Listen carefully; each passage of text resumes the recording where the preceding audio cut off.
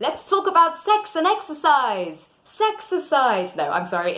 It's not going to be as interesting as that. It's going to be more because we're not talking about intercourse. Yay! We're talking about biological sex. So we're talking about the sex you were assigned at birth. We're talking about chromosomes. Now, I don't hide the fact I'm non-binary, but I also don't hide the fact that I'm assigned female at birth. That means I've got XX chromosomes. That means I don't have much testosterone, probably don't have much estrogen either, but we might get into that later. That's my body, that's the body I'm working with. Now, if in the future I decide that I want to go on some form of hormonal therapy, I take testosterone, that's going to impact my body. The reverse is also true. So if you're assigned male at birth, you probably got a lot more testosterone, certainly more testosterone than I do. Now, testosterone is often called the muscle building hormone, and not without very good reason. So there's a few things to talk about here. My cat's decided to join as well. I think I'm going to keep her in the video. So, somebody asked me a question: should men and women train differently? The answer universally is pretty much no. However, it depends. All fitness questions answer with "it depends." So, what does it depend on, I hear you ask? I've just made the caveat of assuming we're going XY or XX or whatever chromosomal mix you have, so I'm going to be using some fairly standard terms here in male and female. Please know that I recognise all sexes and also all gender identities, so we'll talk more about that later, but for now we'll look at the bare bones of often what we start with. So if you start, like me, assigned female at birth, you're probably going to have a menstrual cycle at some point. Yeah, for me that sucks. Some people, great, you like it, fantastic. Personally, I'm not fond. However, when it comes to training, it's really important to know your body. Now, whether or not you love your menstrual cycle, you hate it, it's dysphoric, whatever, knowing it gives you power because you go through phases. The first phase of the cycle is when you're probably going to feel more active. It's when doing things like very heavy strength training and doing things like interval training, it's probably going to feel a bit better. Then as you get through to the luteal phase, your body may start to slow down, you may want to be a bit gentler. This is not universally true. Training around your cycle can be brilliant, especially if you're a professional athlete and you want to consider every factor. If you're somebody who is really, really affected by your cycle, so if you're somebody with maybe endometriosis or PCOS or any of these issues, then do consider the impact your cycle is going to have, especially when you're on your period. If you're on your period and in a lot of pain, don't worry about lots of heavy weightlifting. If you feel you want to go out for a gentle walk, maybe some stretching, fine. But your body is not currently in this amazing place to build lots of muscle or burn lots of fat. It's doing the thing it needs to do, biologically speaking. However, if you don't have sort of hormones running everywhere in the way I seem not to have any, who knows, then training with your cycle can be fine, but you can also ignore it. There have been times where I'm, about to come on next week, right in that luteal phase, and I'm like, nah, let's do some heavy interval strength work, let's do some circuits, because I feel good, because there are other factors, like whether I've slept well, what I've eaten, etc. So you can use your cycle as a guide, people who have periods, but you don't have to adhere to it that strictly. That's one of the differences. The other difference is kind of progression. Now, you'll see a lot of things like men can gain muscle a lot more easily. Yeah, they have testosterone. That's something that will help you to gain muscle. And any guys or any people who have gone on to testosterone, if you train and eat for it, you are going to gain more muscle than if you weren't taking testosterone. Likewise, it's why guys go through that massive growth spurt in puberty. They go from sort of boys and girls having the same athletic capacity, everything's pretty similar until the age of 11, that's when changes hit.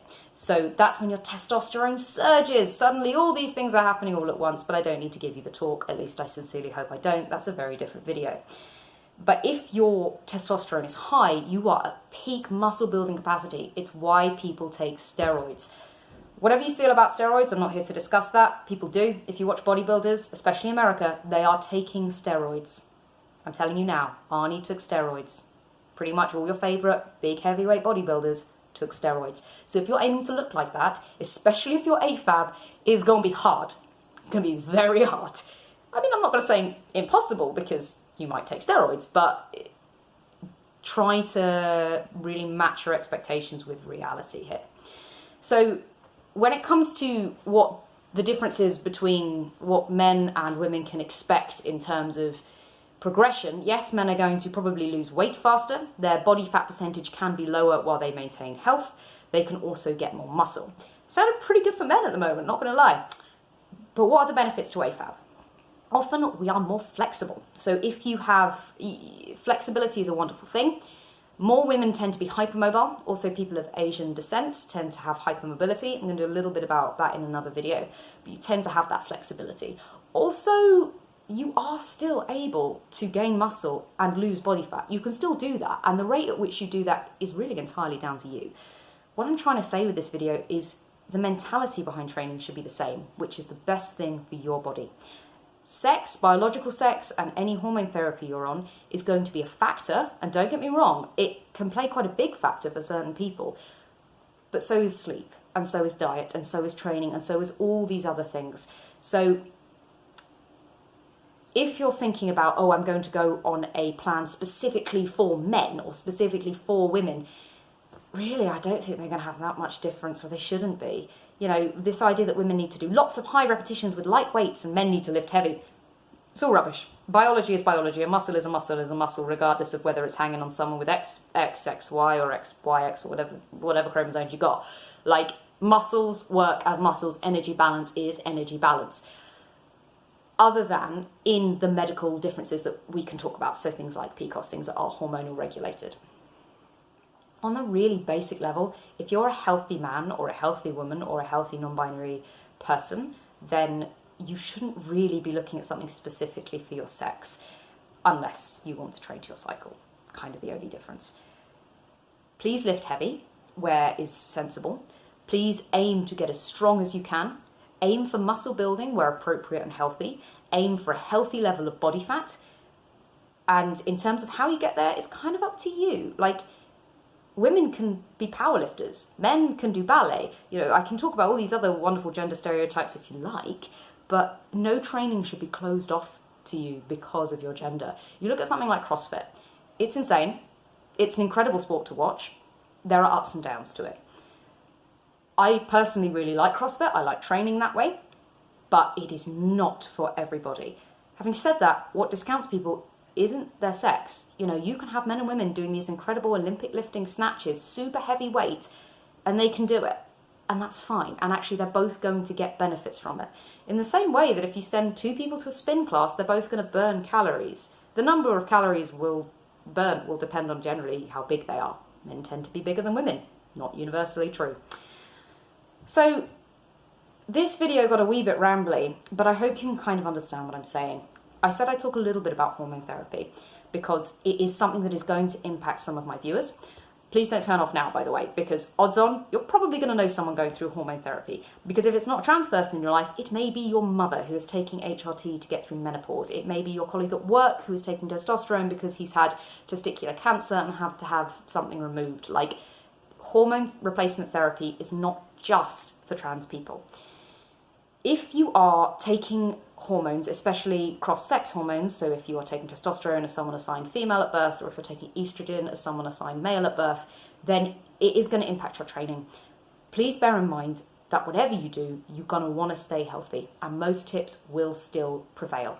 If you're taking testosterone, as I said earlier, expect to be able to gain muscle more easily. If you're taking estrogen and you're somebody who has trained a lot in the gym, then please bear in mind that how you train may change and how you feel training. So what you do doesn't have to change. You can still lift your heavy weights, but you might find it a little bit harder to maintain the muscle mass you've got. You'll also find that you do put on body fat. You gain a female body fat distribution. It's part of what estrogen does.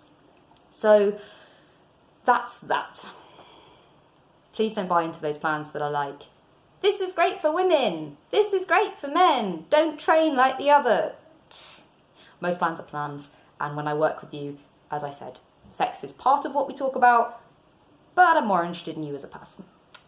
Have a great day, guys. Robin Holdaway. If you like my stuff, if you want to work with me, please drop me a message at robinholdawaypt@gmail.com. Looking forward to hearing from you guys.